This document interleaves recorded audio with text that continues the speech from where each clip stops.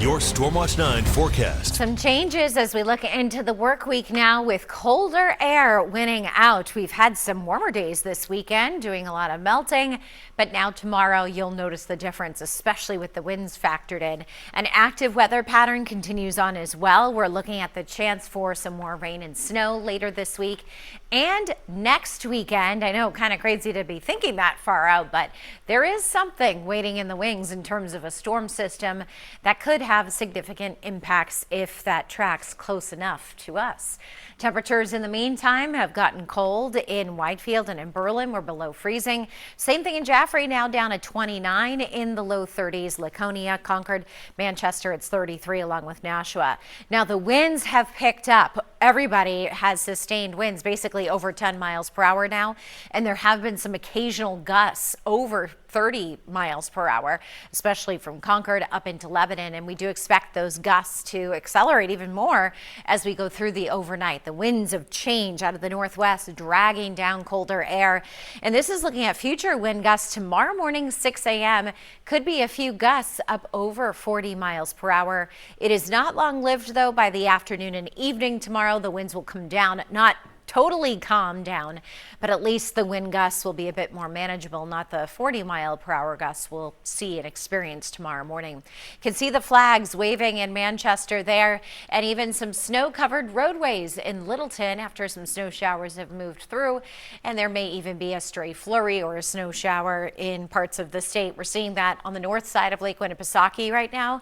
This area here of some light snow that's been moving through, and this is even a quick burst of snow now just about to come into Sandwich over Plymouth, and this will be moving into Meredith, Center Harbor, eventually Wolfboro and Ossipee with very light snow, but it's just kind of a quick burst of the snow and then it's over and done with. Any lake effect snow to the west of us has been fading, but what you do notice is the colder air. Buffalo, Chicago, out toward the Twin Cities, temperatures in the 20s, and look at how far south the cold air has advanced. Even Atlanta at this hour, only a couple degrees colder than us at 35. So there is some much colder air off toward the west of us that's streaming in.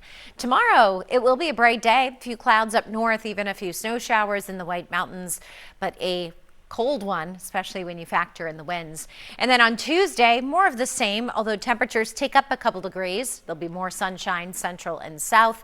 Then Tuesday late at night into early Wednesday would be the next chance of some snow and rain showers moving through. Could be rain showers for much of southern part of the state. Few snow showers tonight and turning windy, teens and 20s, but wind chills single digits and teens.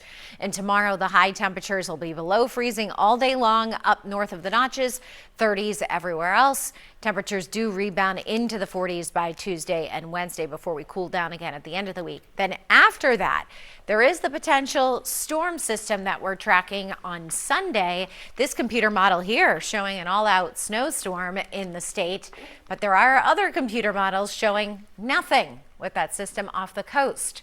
So between now and then, of course, we will be tracking it all week, but could be something that may bring us some snowfall next weekend. Absolutely. It's kind of coming back around. We're having some more milder temps, and yes, then winter reminds us that and it's still here. We could get smacked right again. There we go. Oh boy. All right, Haley, thank you so much.